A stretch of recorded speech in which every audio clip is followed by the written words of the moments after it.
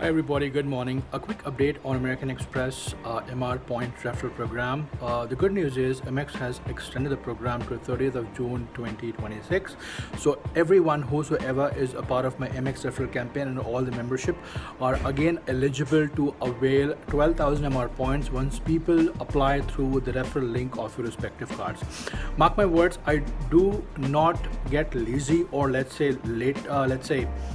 laid back when it comes to promoting referral link. I've always tried my best, will always give my best, but the main problem is people in India need to click on your link and apply through that. So to fix this saga, what I've done is I am preparing a list of four individuals, those who are members of my channel, and every single member, 4 individuals link are going to be shared this entire month, because this month I'm going to share a lot of YouTube shorts and of course 20 videos on my channel, long videos, so that your referral link can fetch a lot of points with the help of my videos and MX campaign.